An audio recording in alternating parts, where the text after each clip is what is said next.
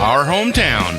This is Kearney Live on 102.7 FM, our hometown radio station. Kearney Live is presented by Kearney Trust, 310 West 92 Highway in Kearney, 816-628-6666. And now here's the hosts of Kearney Live, Mike Davis and Jim Dickerson.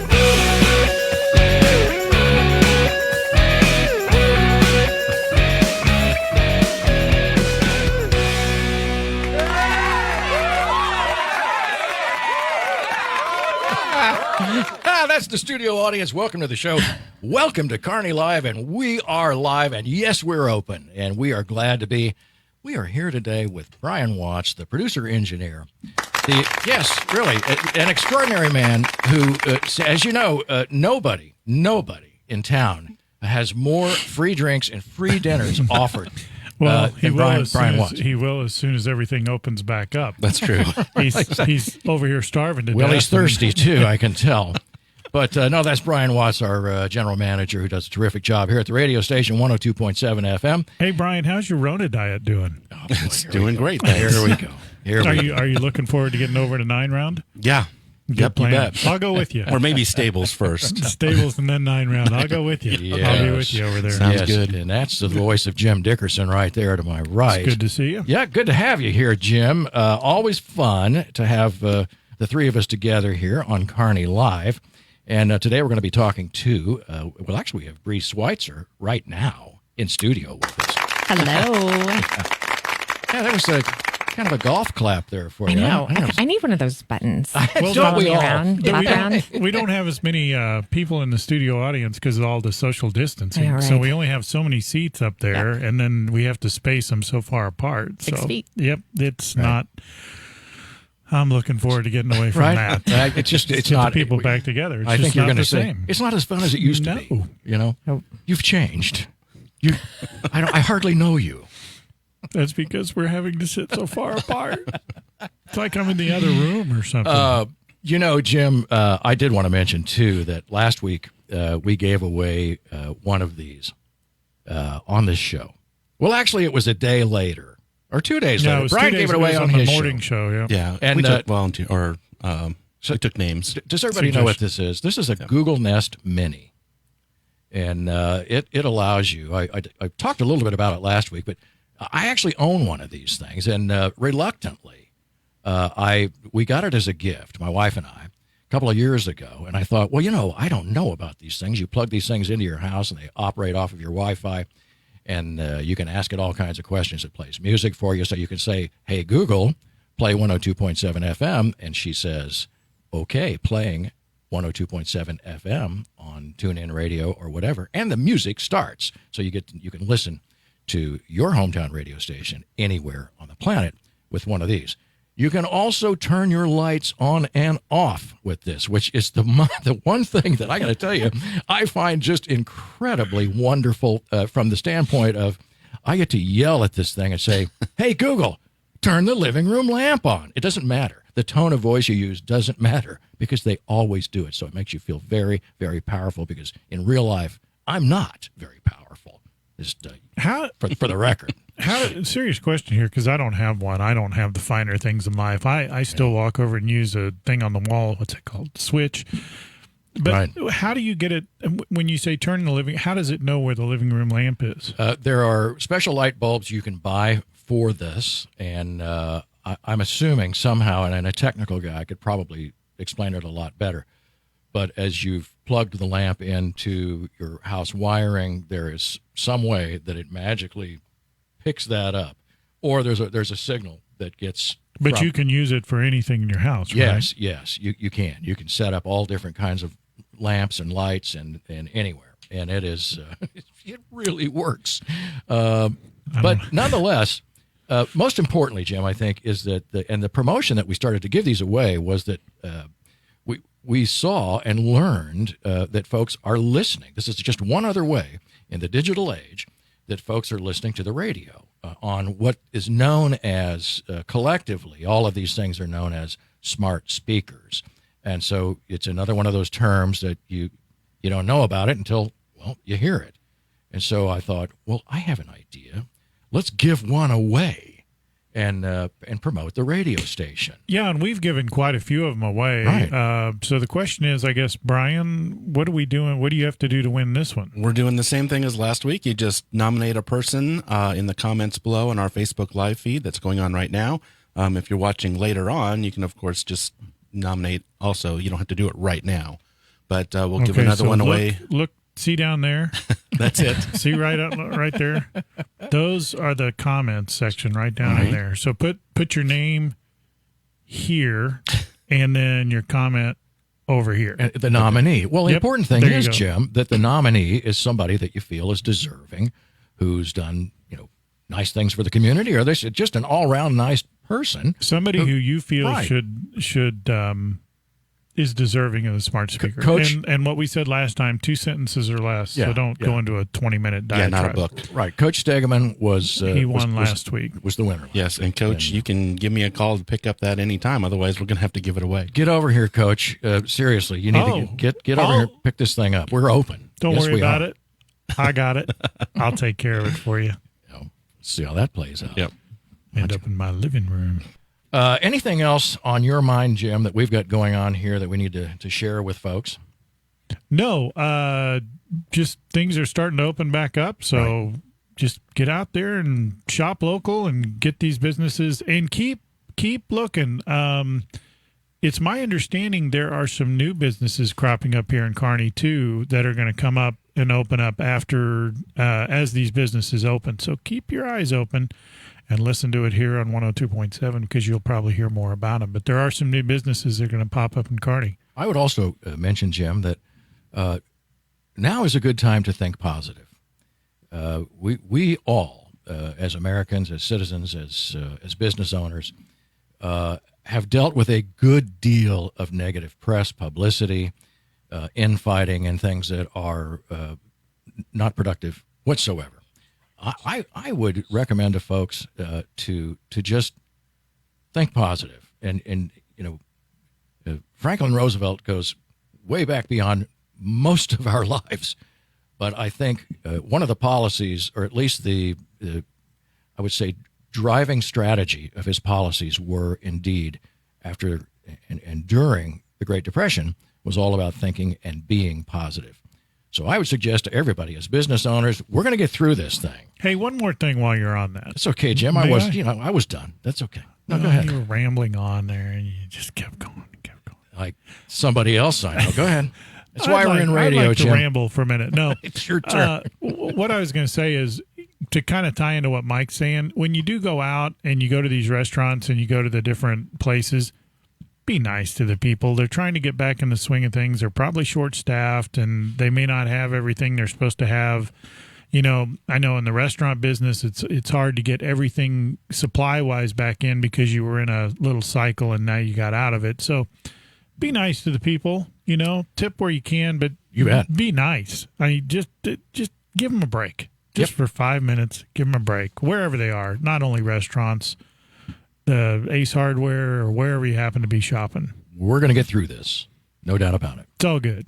All right. Well, let's bring on Bree Switzer. Bree, welcome to the show. Thank you. We are so glad to have you here. You're a candidate for, let's see there. We have determined there are 6 school board seats, and 3 of them are open for the June 2nd election, correct? 7. Nope, there's 7. 7 seats. 3 are open. Oh, okay. There you go. So I determined wrongly. I wrote it down as 6. I don't know where I got that number.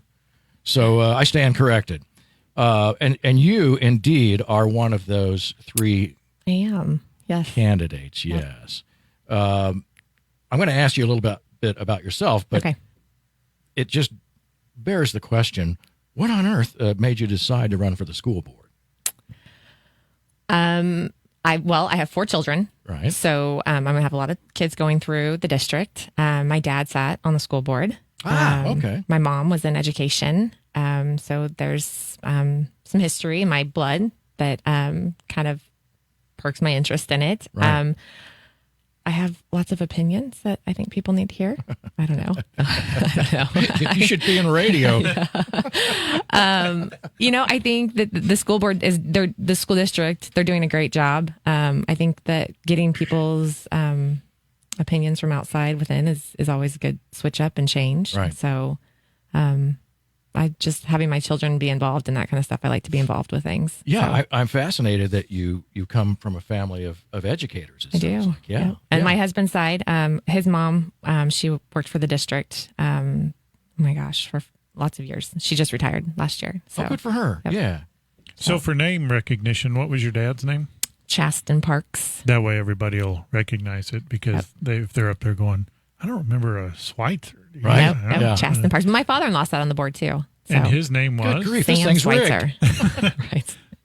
Starting to see a trend here. I know it. I Outstanding. know it. Well, but to go further on that, the Kearney School District has a really good reputation. A lot of the people that we talk to that come through here, there's a lot of people that move to this city just to get their kids in the school district. Sure.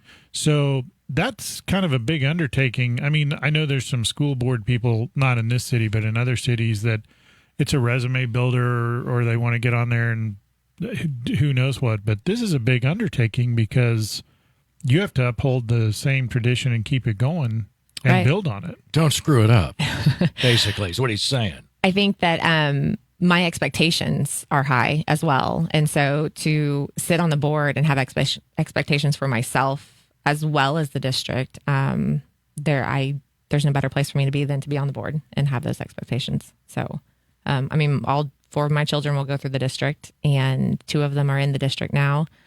I graduated from Kearney. My husband graduated from Kearney. So we're well aware of the standard and the history. And, moving forward, I think Kearney's got some great things ahead of them. So, And you've got a new superintendent coming in. we do, yes. And so what's just kind of what's something that you'd like to see either continue or maybe we should improve on as a district? I think that a big thing, there's so many layers to the school district, to the budget, to employees and personnel and activities and stuff. So the more I've kind of gotten into it, teacher pay is important. And we, once again, have high standards for our teachers. And I think that Kearney needs to look at things and to be able to step up and get closer to some of the districts surrounding us with our teacher pay. So That's a good one. No doubt about it. Teachers are underpaid. Yep. I think And that is so evident now because of the homeschooling. Absolutely. Yes. Everybody's like, you get a I'm taste gonna of need it. that another speaker because I can't tell you how many times I was like, go ask Siri. Hey Siri, yeah. what's the answer to this question from my 3rd grade Well, maybe English? somebody will nominate Yeah. you. Yeah. I've seen a lot of people who, and friends of mine who are like, this teaching thing, huh? And they only had to do it a month. It's exactly Not right. a month and a half, maybe. Yeah. Wait Felt till like forever. Yeah. And so now they're talking about, I hope not. But, having to do it next year, that I don't even want to talk about Yeah. that. I digress. Moving on. Mike? Bree, you've got, you said you have 4 children. You've do. got a business here in Kearney. I do. Tell us about your business. I think most people know, and you're a sponsor of the radio station, so Yep. we sure know and appreciate it. Thanks. So I own Shelter Insurance, Bree Switzer agency here in town, just at the corner of 92 and 33. I've been doing that for 6 years now. And let's see, before that, my dad owned the grocery store, Big V Country Mart. And so I worked with him side by side for 15 years. I remember So, you telling us Yep. that. Yeah. So I just on the bounced- Kearney Business Spotlight. Yeah, Right. from one business to the next. Wow. So it's good. I mean, we've got roots here in Kearney, and I believe in Kearney, and they're a great community. And our family has gone through some hard stuff, and Kearney stepped up, and they were there for us. And so to be loved by Kearney is amazing. And so just to show our support back into it is what we'd like to do. Yeah, for sure. Frankly, where do you find time? How are you going to squeeze in time to be on the school board? You got a business, you got 4 kids, you Super organized. you got to be. Yeah. It all works out. I have my husband, Drew. We've been married for 14 years, and we just work really well together. So I've got a great support team. Both my parents live in Kearney, and my in-laws live in Kearney. My support team's just awesome. No doubt about it. Yep. As a grandparent, that's great having your grandkids right there. Yes. Yeah, nothing better. Nothing better. Yep. So I guess then it sounds like you've got this thing worked into your schedule. I like to think I do. When did you finally make the decision? When you said, you know what, I'm going to run for that one of those open seats? In September, it sounded like a really good idea. Yeah. And now it's May. I'm beginning to question my life choices. Right. So it was September. We kind of rolled it around a little bit and talked about it, and then they opened up on Christmas Eve to do it, and so I took my daughter with me and went Christmas Eve morning and signed myself up. That is so cool. Yeah. And I know you're involved in some volunteer activities too, because I'd mentioned, I think it was on Kearney Business Spotlight, that I see you everywhere. Yeah. Wherever we are, you seem to be there. Oh. So I am vice president of the chamber currently, and I've sat on the board for five years now with that too. We're active in our church, First United Methodist Church, and we do stuff with PTO, and I mean, if we can do it, we like to do it. So we like to be involved.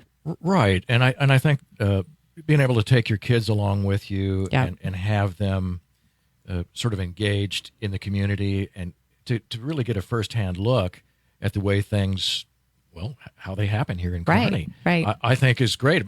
It speaks, I think, in large part to why we've seen at least we're working on the third generation of your family for being here in Kearney, right? Yep. I think that Drew and I feel that it's important for the kids to see, you get out what you put in, and if you're willing to put in the work, it'll come back to you. It may not be the next day, but it'll come back to you, and it's important to put into the community. Karma. Yeah. Well, listen, I was teasing you before. I have no doubt that you can manage this into your schedule, but I think it's I'm kind of lazy. I start my day early. Yeah, well, okay. I can be lazy at 6 a.m. It ends early too, but I started early. By 10 a.m., I am up and ready to go. We talked a little bit about, I know, Jim, you asked a question about school policy and things like that, but I think one of the other questions we had here is about preparing Kearney students for the future. And we've talked about that. We had Dr. Nicely on here a number of times.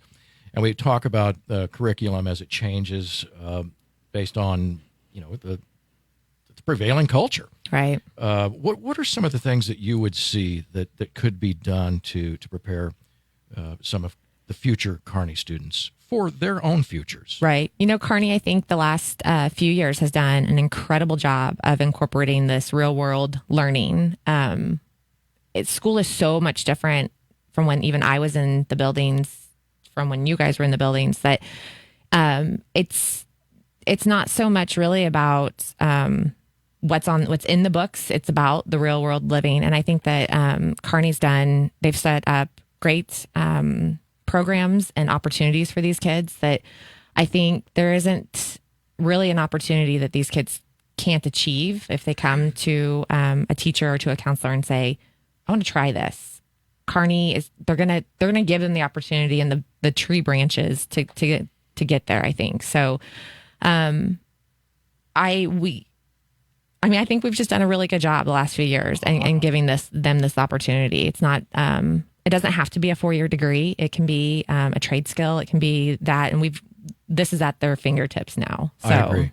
And we hear that more and more, even now with kids who are coming out of college with huge student loan burden. Right. Even before they get a salary, and all of a sudden they're strapped with the equivalent of a house payment. Right. And there's a senior that I know. He was doing, I think he did the real world learning stuff with electrician, and he's done with his internship. I mean, he's ready to 6 months, and I think he's going to be done. And so that's to be able to have high school and to go that route. That's great job. Great job, Kearney. I agree. I just think it's wonderful, and the sort of cookie cutter approach that Jim and I remember is gone by the wayside. Yep. And I think for the benefit of society at large, it's a good idea. Yes. Yeah. And I mean, there are. Listen, there's all kinds of infrastructure money that will be coming soon all over the country, and people need to help build things. Yep. And those are the. As I was growing up, I remember in the 60s and 70s, it seemed like all the dads on the street knew how to do something Right. with their hands in the workshop with tools. And we looked up to those guys. And Jim, go ahead, Jim. You're like, what do I do with these? I don't know what to do with my hands. Ham hands. So my problem was when I was in high school, I built a birdhouse, and the Fair Housing Committee condemned it. So that was the end of that.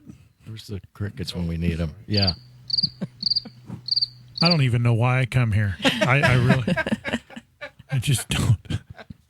Do better, Jim. Do better. Apparently. So for those of you who are wondering why I'm not a comedian, your questions have been answered. Well, you make me laugh every week, so you're doing something. You're just trying to make me feel better. I do have a question, though. So Kearney, the school board here in the district has been phenomenal for years and years and years. And I know why is that? What do they do different? Because there's other school districts close to here that are not doing well at all, and on a number of different levels. Budget, the way the kids are prepared for future things. Why is this district so successful year over year? I think so getting involved last year and being able to watch some of these school board meetings and stuff, and speaking with Dr. Nicely and Jeff Morrison, the leadership that the school board has currently, and the board members that have sat on it the last few years, they listen.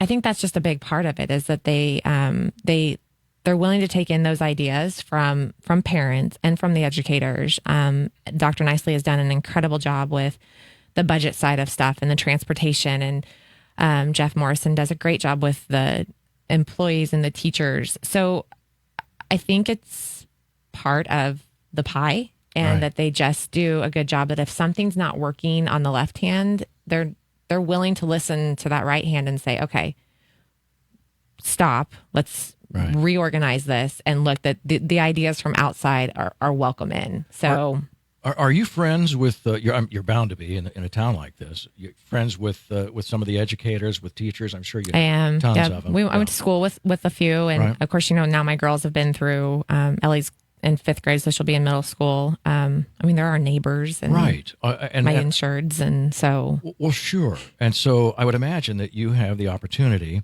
to hear things that they say, even in a very casual forum, right? From the standpoint of they just may mention a thing or two, or is there anything that you hear? I mean, I'm not trying to give anybody away or dime anybody out, as Jim says, but what are you hearing?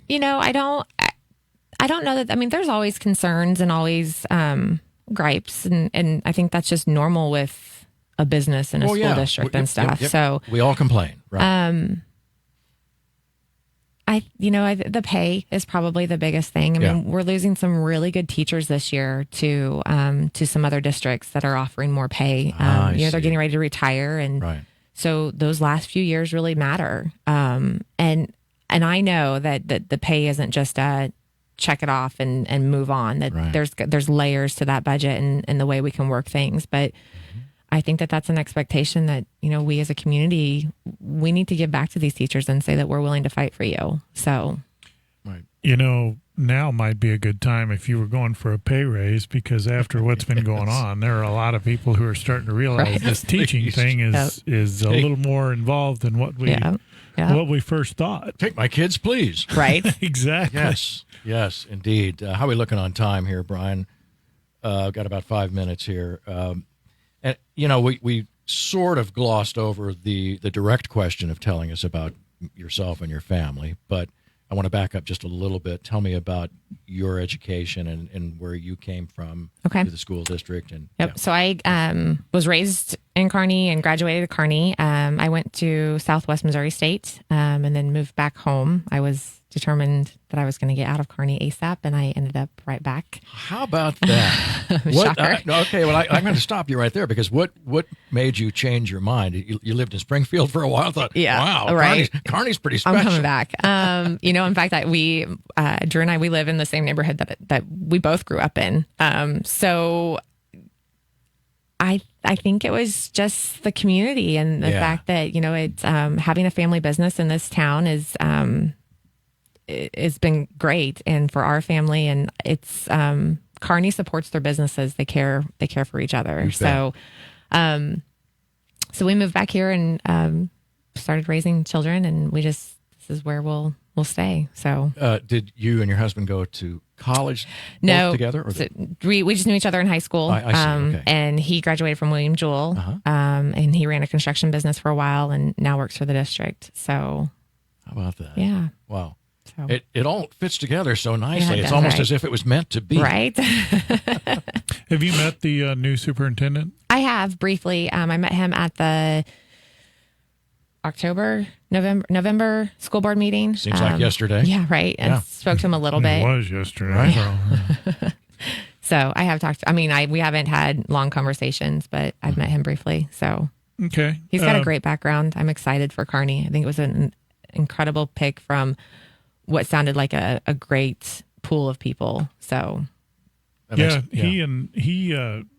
guys, assuming you win, and then he all have a pretty big shoes to fill coming in. Yeah. I mean, he's got a lot to work with, and so and quite honestly, you've got some challenges going into next year. We don't know what's going to happen yet, and I don't know at what point we make a decision. Nobody knows. I don't think anybody does. But so is that something I assume the school board would be actively involved in, trying to figure out how we're going to structure this going forward? Yes. The Missouri School Board Association released the document last week or so. I think it was like 79 pages. I got through 7 of them. No, I'm just kidding. I read through it a little bit. The school board they're weekly engaged in calls with the county and the state, and going forward, it'll be interesting. Was the document you're talking about? Is that the one where they were talking about? I mean, it had some weird stuff in it, like classes would be outside. And, the recommendations. Yeah. I think so. I do didn't they see not where realize we live in Missouri? I mean, what do we have? 5 really good weather days a year? Yeah. It was a big document. They had lots of that is the best way. They had lots of recommendations. That was a sidestep if I ever saw it. Well done. Well played, Bree. Yeah, I got to be honest. I won't put you on the spot, but I read that thing. I made it to about page 9, and some of the things in there, and I realized they are faced with some huge challenges as well. But some of that stuff was just so far out there. I was like, that's not even practical. I can't even believe they wrote that down. Yeah, I think one was like getting rid of recesses, and there was that. There was the one that struck me was the outdoor classes and that sort of thing, because I'm like, that's not even.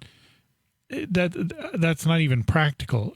I mean, could you imagine? I thought this is so silly. Just look at the stuff we have. You guys can't see it on TV, but the stuff we have on the desks here. Now imagine a 2-mile-an-hour breeze. Right, exactly. We would have stuff flying around everywhere. I mean, it's just not, and you couldn't hear anybody out there, and a car go by, or a truck, or an airplane, or something. That's all I have to say about that. And just for my own benefit, and perhaps others, how much will the school board and does the school board impact policy? I mean, who creates the policy, and how much are you involved with the school district? The reason I ask is it seems like you there's this sort of what I think is at times a built-in conflict between the educators and the school board.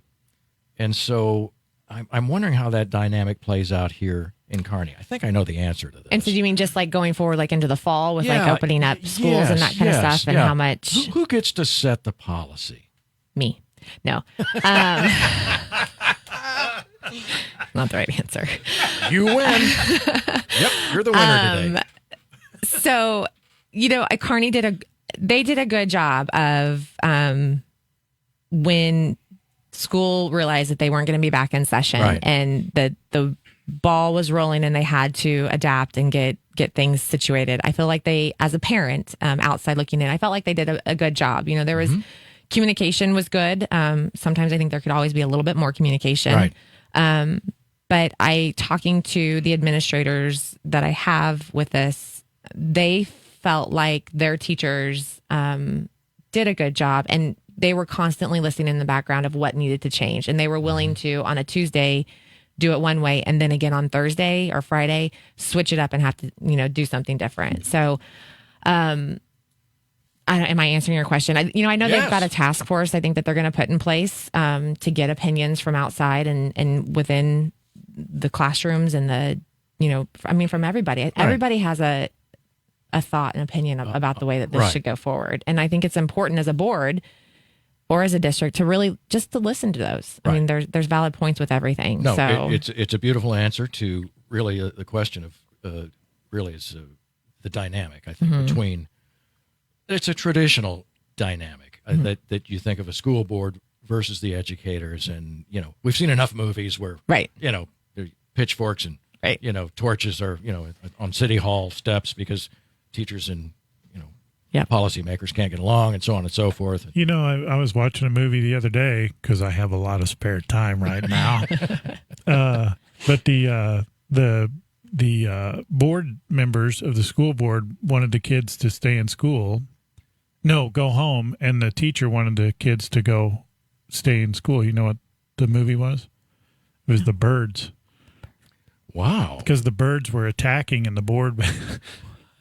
Well, there's some pointless stuff for you, and if you want other worthless information, actually, give me a call. Alfred Hitchcock, and that was one of my favorite movies of all time. Yep. Yeah, no doubt about it. We have been visiting today with Bree Switzer. Bree, thanks so much for being with us. Thank you. And Thanks for the opportunity. Election day is June 2nd. That's my baby sister's 2nd. birthday. I'll remember that. June 2nd. And 7 school board seats. 3 of them are open, and you're one of them. I'm one of them. Yep.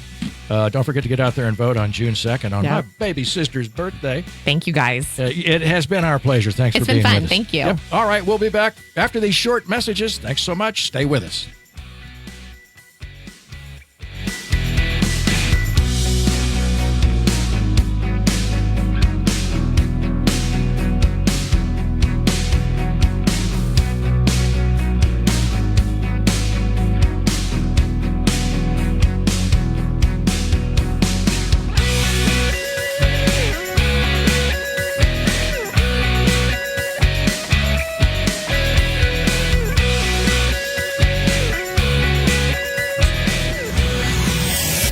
Corporate underwriters of KPGZ programming include these fine businesses.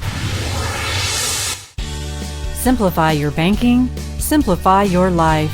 It's easy with Kearney Trust Company. The world has become fast-paced, and we understand that you are busy. That's why we offer a banking experience that's as simple and stress-free as can be. Kearney Trust goes beyond convenient locations and good customer care to offer banking services that make managing your finances quicker and easier than ever before. Online, bill pay, e-statements, and mobile banking are available to give you a positive banking experience so you can get back to your life and activities. Kearney Trust also provides capital to people and businesses so they can achieve their goals. Whether you know exactly what you want or just need someone to talk to about your dream, you can speak with them and work on that dream. You may just be getting off the ground or ready to move into your brick and mortar building. Kearney Trust will provide you and your business with the resources you need to succeed. Kearney Trust Company is your partner for success with 2 convenient locations in Kearney at 310 West 92 Highway and 701 Watson Drive in Price Chopper. The phone is 816-628-6666. Kearney Trust Company. Banking you can trust. Member FDIC.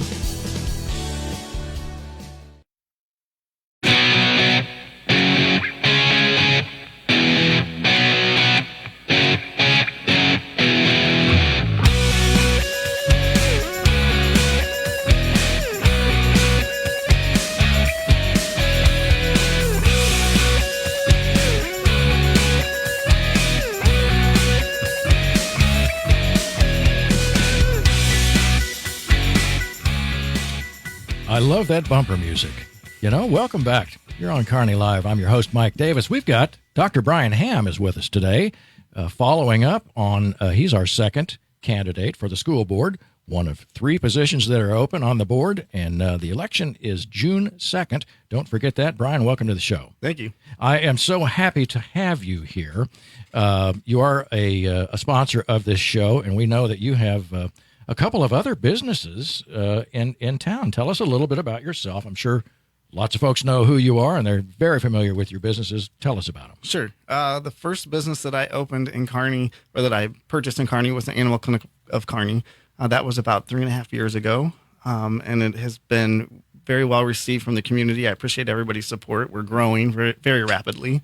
And then in a very odd turn of fate, I opened Paisley Candle and Home last fall, and it too is well received, and we're seeing a lot of growth and excitement there. And both of those businesses have amazing staff members behind them that make it really what it is.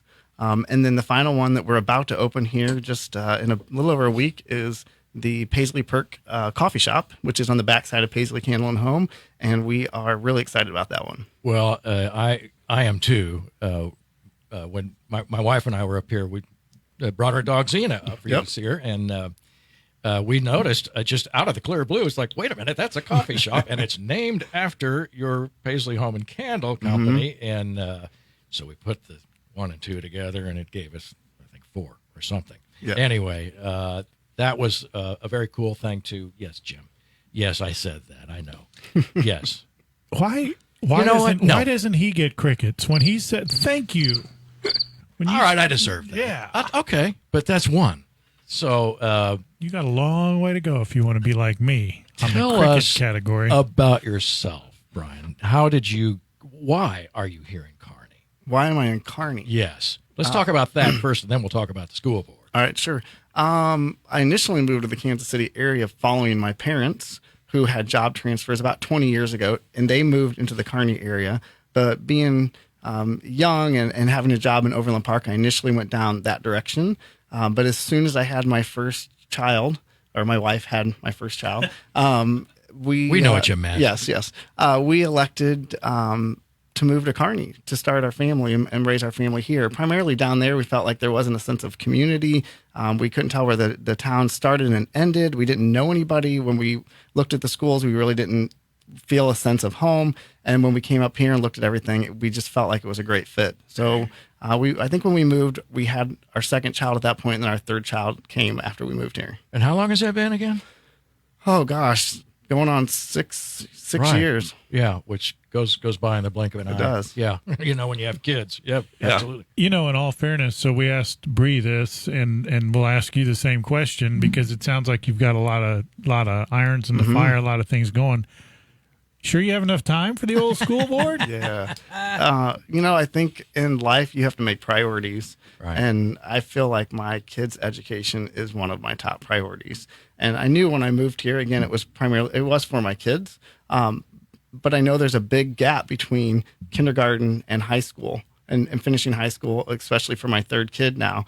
And to make sure that this continues to go well in Kearney, I want to be part of it and put that as a priority. I would say I actually prefer that people that are running, this is my personal opinion, not to be endorsed by the station, FCC, or its subsidiary authorities, but people that are running for the school board have other things in other backgrounds and businesses and all that, rather than someone's just sitting there watching the world rotate. A bureaucrat, right? Yeah. Yep. So yep. no, And I like think that. that's a good thing I that agree. you guys are, and you're invested in the community all the way around. So I think that's a good thing. Sure. So what was the that moment when you said, I'm going to do this? I'm going to run for school board for one of these 3 positions. Yeah. When did you decide? I would say it was last fall. Yeah.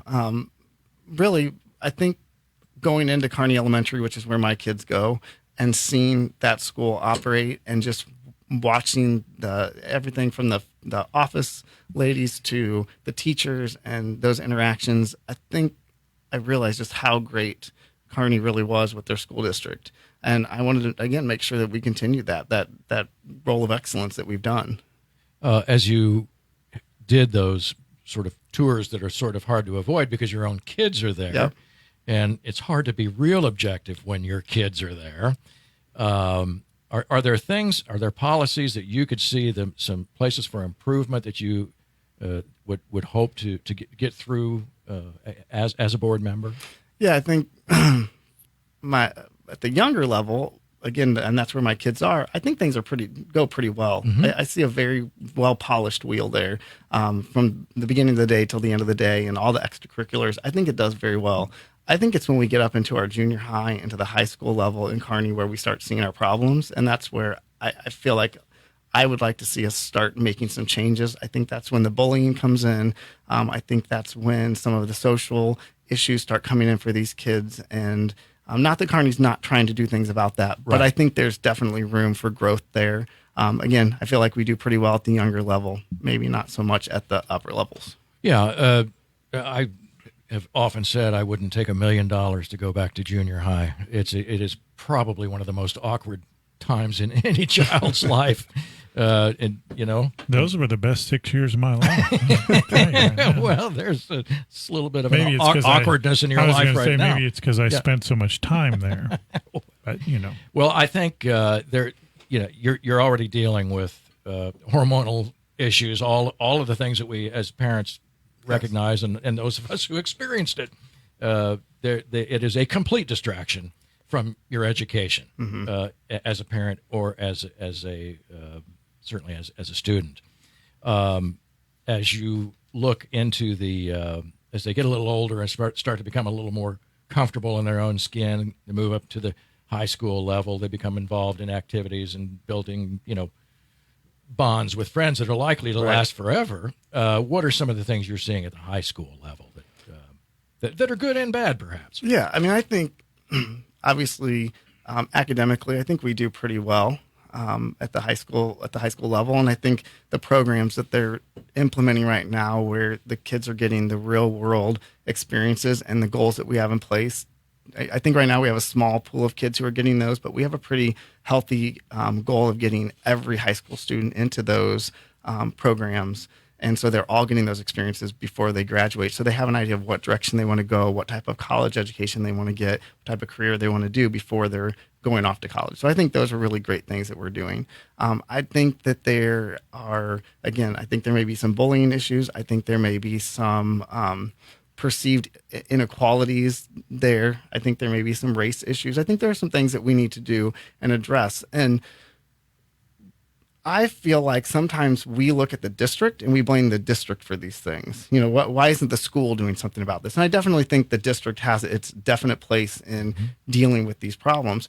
But as a parent, I feel like the responsibility falls more heavily on me. My children are going to be a product of what I talk to them about. Right. And so we've already started these conversations with our kids about acceptance, about what it means to have a medical issue or to be different in some way, and where that doesn't make you necessarily not equal, and why it's important, to accept everybody and to learn about everybody as an individual and not jump on this bandwagon that the other kids are doing with the bullying. But it's going to take all parents having those conversations with their children.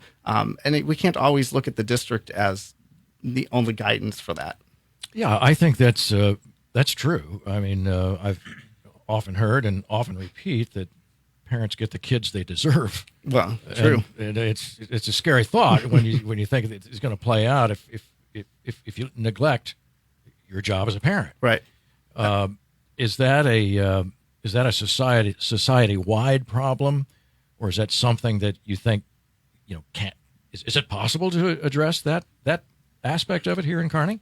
Yeah, I think it is unfortunately a society-wide issue that we're dealing with right now. I think if you look at even on the social media pages for Kearney, I mean, you see how some of the adults behave, unfortunately. And the cesspool. Right, yes. and that some of those people have children at home that are watching their behaviors. Right. I think that our opportunity comes really early on. I think we do something called Kindergarten Roundup here, which I don't know that is going to happen this year with COVID, but in general it would happen.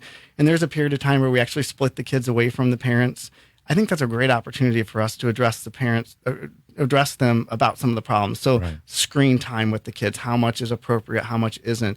Bullying, what is a definition of bullying, how you should talk to your kids about it, how we should talk about acceptance. I think we actually have to educate the parents, and we may need to do that on a continuing basis because somebody may not understand what bullying is or what constitutes bullying.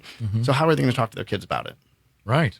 Yeah. Yeah. I mean, interesting point of view. Go ahead, Jim. Well, so I'd like to go back too for a second. You talked about when we talked about the high school and you're trying to prepare kids for what they're going to do in the future.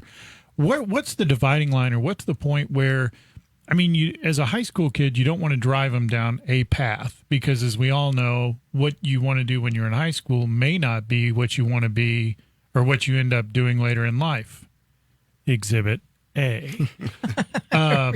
So And B is sitting right next to you. Yeah. And as many of us that are older, that'd be Mike.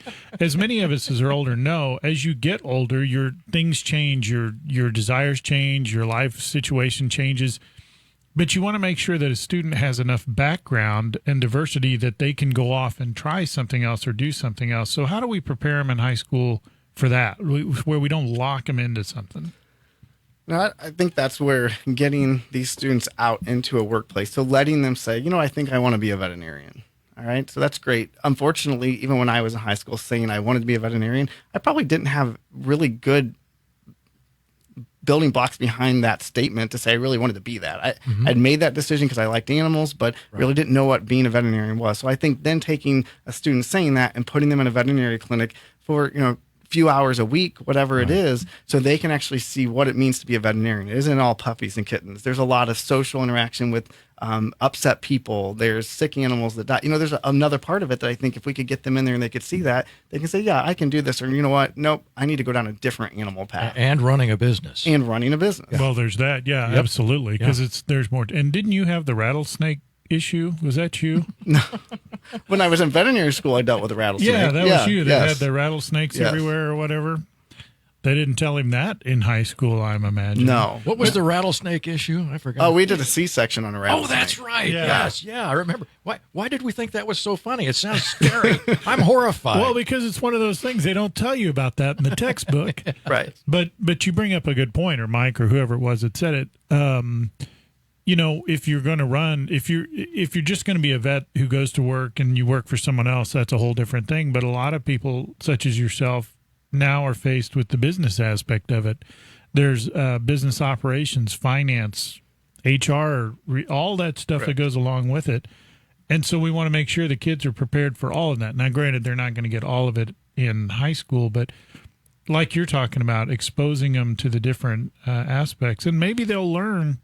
It's better to learn in high school, man, I don't want to do that, than it is to get way on down the path and then try to back out of it. I think you're seeing a change in the environment around college. I think there's starting to be a shift, and not that going to college right out of high school into a 4-year program and you know what you want to do. I think there's that's great, but I think we're lessening the expectation that every student has to go off and get a 4-year degree. I think we're starting to see the trade schools being very appealing. I have a brother who went and did a trade school in diesel mechanic trade school. He is highly successful in what he does. He makes very good money. He came out of school with very little debt.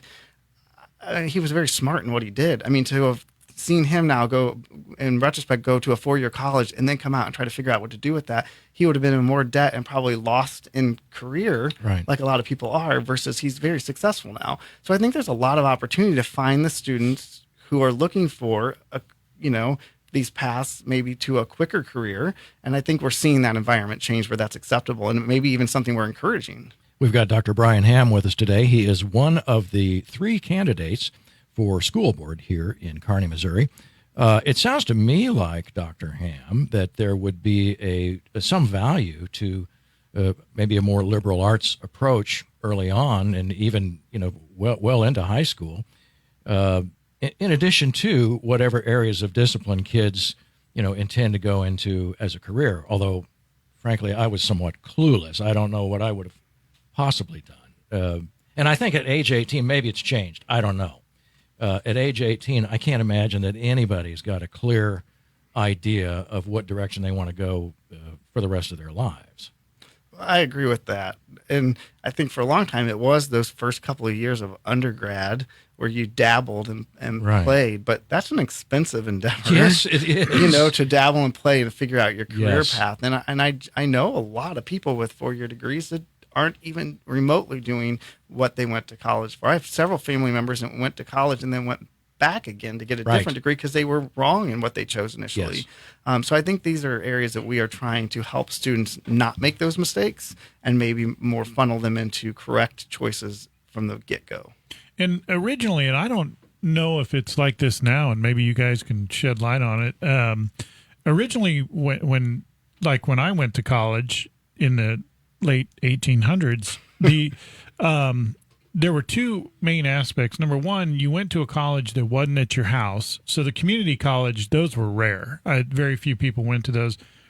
But part of that was not only for the educational part, but it was to start teaching you life skills, how to live on your own, how to fend for your, now all of a sudden you have to buy groceries. Mom doesn't do that anymore. and all those little things that kids. You come back home when you're 30 and live in your mom's house. She'll buy groceries then. You say it like there's something wrong with that. But anyway,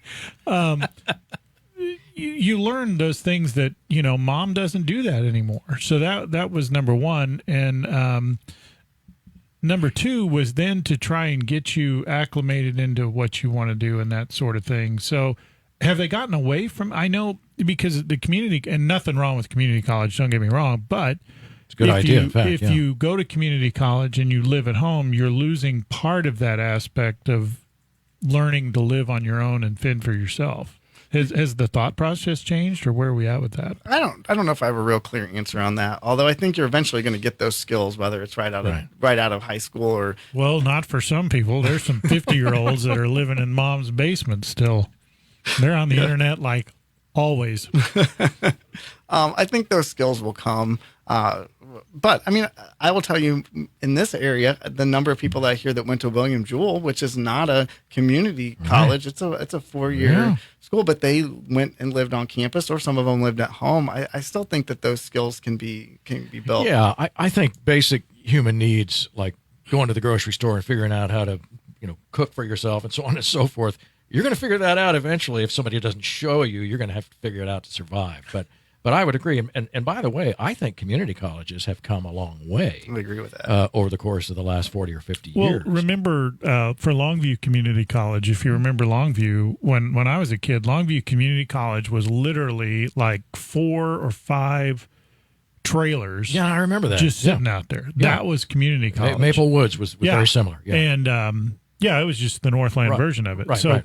Now, Longview Community College is a campus, as is Maple Woods and everything else. So, it's changed, and I think the way it's looked at has changed considerably. So, there's that. But I know we're running close on time, but I just want to give you another opportunity. We've got Dr. Brian Hamm with us here on the show, one of the school board candidates for the 3 positions that are open. Just in a kind of wrap us up with why you want to be on the school board. I know we've talked a little bit about it in a general sense, but help me understand what led you to that decision. In a way, I guess, what would be your sort of stump speech? Yeah, I think the school system itself is somewhat like a business. I mean, it's got a budget, it's got to operate, it's got an operating plan, and obviously owning businesses, I'm good at that. I've developed business plans, budgets, things like that. So I think that it's a process I could jump into and be helpful, bring another perspective. Obviously, I have small children in the district, so bringing the younger child perspective to the table. I think our board is heavy on members with children who are older. So I think getting that balance of somebody who's got children that are younger, who can talk about what's going on at the elementary level would be beneficial. And I think really the reason I want to do it is just to be part of the community. I mean, I feel like I love being part of Kearney. Yeah. It's it's been a community that's been very, very good to me, and I love giving back to it. No doubt about that. Great answer too, by the way. Dr. Brian Hamm is with us today. Jim, anything else there that we feel like we overlooked? I did think of something. Have you had a chance to meet the new superintendent? I have. Awesome. I've met him a couple of times. He's a really great guy. I am very. I have a very positive outlook for the district with him leading. Obviously, I'm sad to see Dr. Nicely go. Sure. He's been an amazing asset to us. But change is good. Change oftentimes provides an opportunity for growth. And as far as Dr. Nicely goes, talk about going out with a bang. Wow. What a unique way to do that. And that's actually not a good thing, probably, because this is probably not what he had in mind, I'm thinking. I don't think any of us did. Well, no, because if you think about it, they showed up and all the kids were there on one day, and then boom, they're gone and they haven't come back. And he's going to retire. Or, yeah, he hasn't retired yet, has he? It's coming here shortly. In the next few days. Yeah. But congratulations to him. Yep, no doubt about it. Great having you here, Dr. Hamm. Thank you so much for being with us. I did want to mention next week we've got Kearney Alderman candidate Alex Porter on, and Alex will be one of, I think we've had two others, so he'll be our third. And so come join us for that on Kearney Live. Alex Porter next week. Thanks so much for being with us. We appreciate you, Kearney, Missouri, so much, and certainly all of our sponsors, and for sure, Kearney Trust Company, who's the sponsor, the flagship sponsor of this very program. We appreciate you. Thanks for being with us. We'll see you next week.